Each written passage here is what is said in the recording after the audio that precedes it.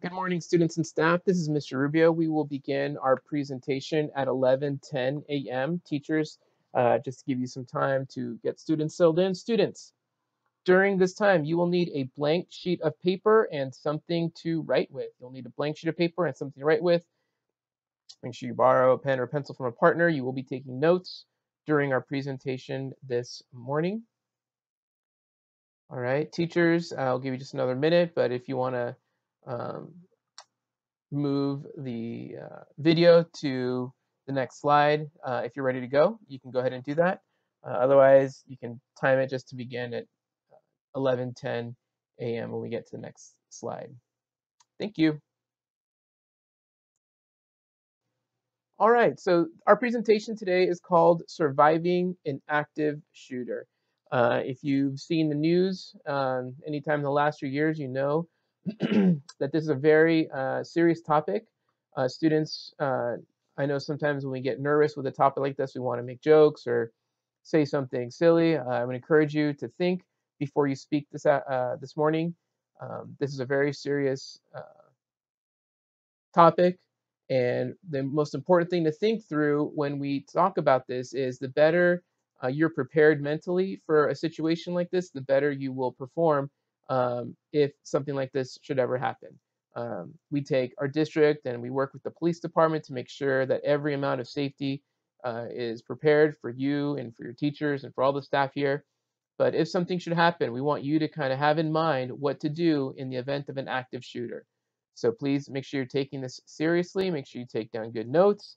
Also, take down any questions you might have of what might be going through your mind. Later on today, if you have any worries or anxieties about this, you want to speak to an administrator or counselor, please find us out during lunchtime, and we'd be glad to speak to you a little bit more. Students, what I'd like you to do on your paper right now is go ahead and make a basic outline. And this outline will kind of help guide you as we share some of this information with you today.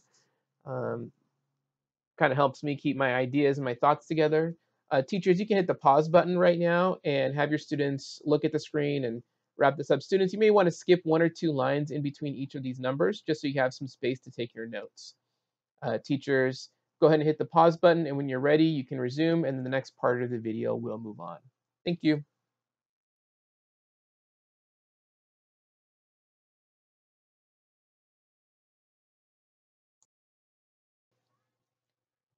There's a quote here, and it says, "In an era when senseless killing seems to be far too common, the question is, if you are the victim of an active shooter, will you know what to do? Will you know what to do?" And so, students, the way you will know what to do is if you learn. And so, part of our goal today is to make sure that if anything like this will happen, you will know what to do. And the basic thing to remember is, like in our title slide, run, hide, or fight. Those are three things that you can do in the event of an active shooter: run, hide, or fight.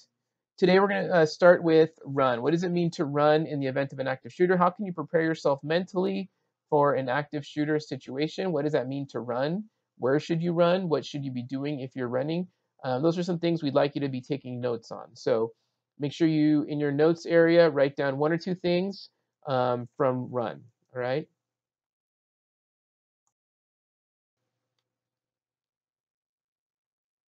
So run, what does that mean? Well, when you think about the idea of running in the event of an active shooter, have an escape route and a plan in mind. Look around your classroom. If you were to step out into your classroom and you had to escape and go hide somewhere, run away, which way would you go? Where would you go? It's important to consider if shooting came from one part of the school, how would you run away to get to the next other part, opposite side of school? Always have a plan in mind when you're going around campus. If you had to escape, if you had to run away, which way would you go? It isn't always going to be the same direction. So you have to think about, where will you run? In the event of an active shooter and you run, leave your belongings behind. It is so important that you do not try to gather your materials and bring them. Leave your backpack, leave whatever you have behind. There's nothing so important that you will risk your life to stay behind. If you're running, run, and don't try to gather your bags. Leave your belongings behind. Evacuate regardless of whether others agree to follow. Other students, if they do not want to go and you know it's time to run, do not wait. Do not try to convince others to agree. Go ahead and run and get as far away as you can. When possible, help others escape. If you see someone with a disability or someone who's tripped and fallen, it's okay to help others escape. Just don't try to convince them to follow if they're too scared.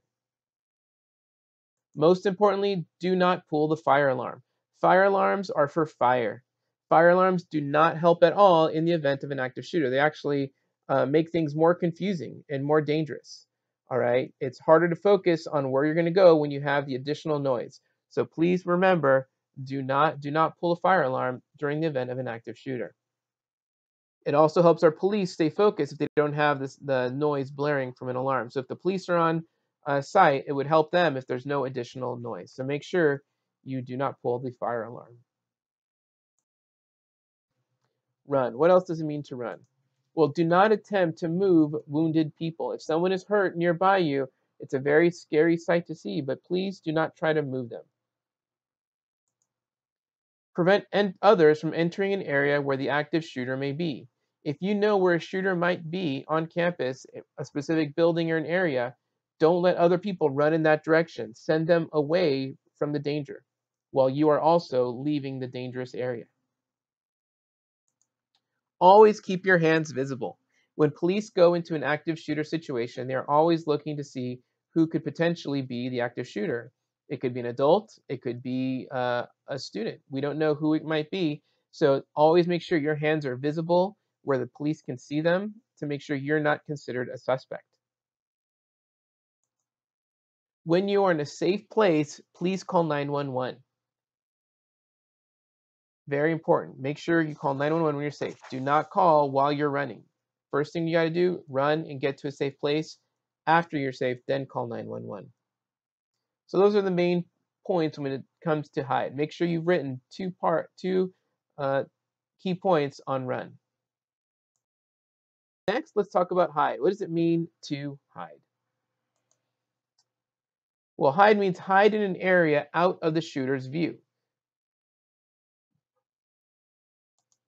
Lock the door or block the entry to your hiding place. You can use a table or a desk or anything to block the way so that a shooter or any kind of attacker does not get to where you are. Silence your cell phone, including make sure it doesn't buzz or vibrate. If you need to turn all the way off, you can do that and remain quiet. Make sure the volume's all the way down on your cell phone. Do not try to reason or talk to the shooter. In an active shooter situation, the shooter's main goal is to kill as many people as possible. Please do not make any attempt to talk to them or to get them to change their minds. Do not let them into the area where you are.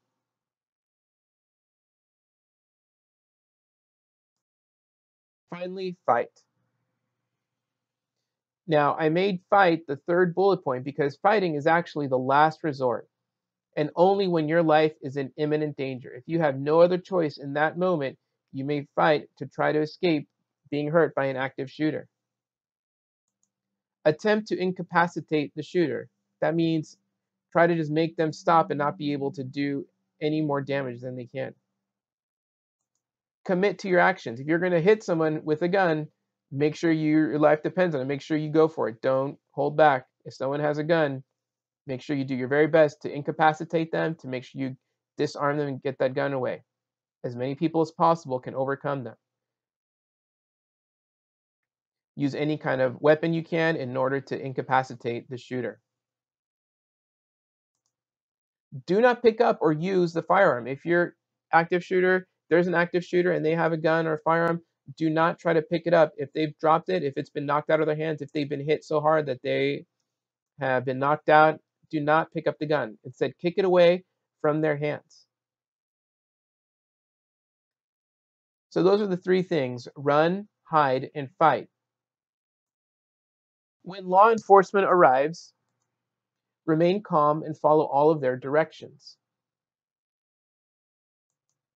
Put down any items in your hands like bags or jackets.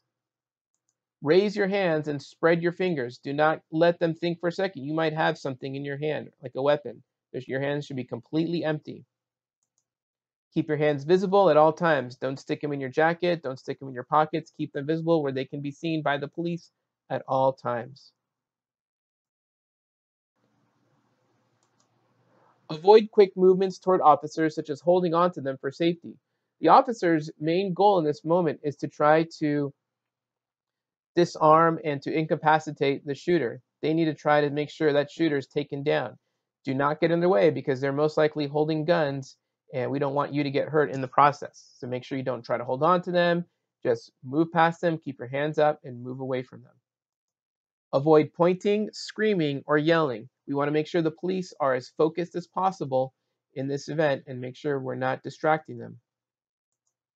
Do not stop to ask officers for help or direction when evacuating. Just remember to know where the danger is and run the opposite direction. Once you reach the safe location, the law enforcement, the police, will hold you there until the situation is under control and all witnesses have been identified and questioned. Just stick around and wait until you've been released. Do not leave the area until law enforcement authorities have instructed you to do so. The main key in this situation is that you listen for the police directions. All right, students, what I'd like you to do now is after you've written down a few notes, go ahead and turn your papers over on the back. And what I'd like you to do on the back side of your paper is to answer the following question. Teachers, you may want to hit pause after I'm done speaking. Students, if your parent asks you, what did you learn during this presentation, what would you tell them? Use 2 to 3 sentences. Students, it would be really helpful for you to have this conversation with your parents. This is something very important to our school district, that you're kept safe and that you're prepared to be safe in a dangerous situation. So make sure you write down 2 to 3 sentences. Teachers, you can pause this video now and have the students finish. When your students are finished, they may keep these notes and for taking home. And thank you for your attention. Teachers, you can hit pause now and we will see you later. Thank you for participating in Emergency Preparedness Week.